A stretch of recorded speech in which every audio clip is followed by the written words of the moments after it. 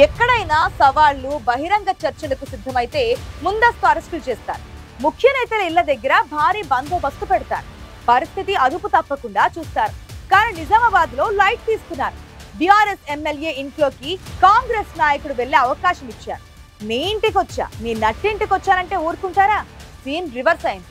విపక్ష ఎమ్మెల్యేకు కనువిప్పు సంగతేమో కానీ అధికార పార్టీ నేతకు చావు తప్పి కన్ను లొట్టపోయింది.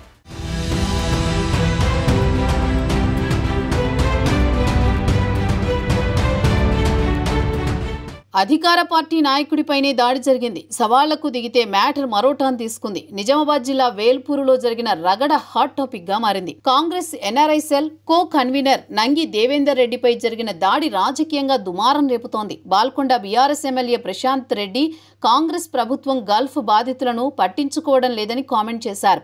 దీన్ని సీరియస్ గా తీసుకున్న నిజామాబాద్ జిల్లా కాంగ్రెస్ అధ్యక్షుడు మానాల మోహన్ రెడ్డి ఎమ్మెల్యే ప్రశాంత్ రెడ్డికి సవాల్ విసిరారు.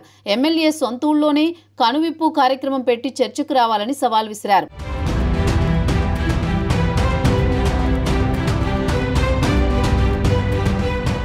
చర్చ అయితే జరగలేదు, కానీ కావలసినంత రచ్చ జరిగిపోయింది. సవాళ్లతో వేల్పూరులో ఘర్షణ వాతావరణం నెలకొంది. అటు కాంగ్రెస్ ఇటు బీఆర్ఎస్ నాయకులు కార్యకర్తలు భారీ సంఖ్యలో వేల్పూర్ గ్రామానికి తరలివచ్చారు. పోలీసులు 163 బిఎన్ఎస్ యాక్ట్ అమల్లో ఉన్నట్లు ప్రకటించినా రెండు పార్టీల శ్రేణులను నిలువరించలేకపోయారు.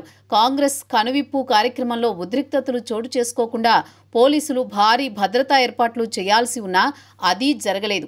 కొంతమందిని మాత్రమే ముందస్తు అరెస్టులు చేశారు. కానీ రెండు పార్టీల కార్యకర్తలను ఎక్కడికక్కడ అడ్డుకోలేకపోయారు.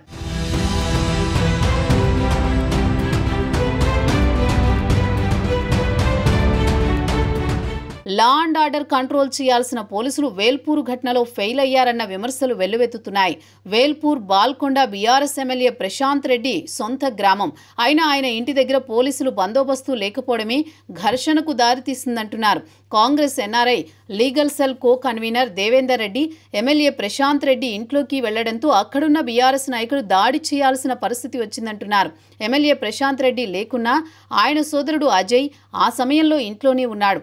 ఎమ్మెల్యే ఇంటి దగ్గర పోలీసు పహారా లేకపోవడం వల్లే కాంగ్రెస్ నాయకుడు ఆయన ఇంట్లోకి వెళ్లగలిగారని, దీంతో ఆయనపై దాడి చేసేదాకా వెళ్లిందనే విమర్శలు వస్తున్నాయి.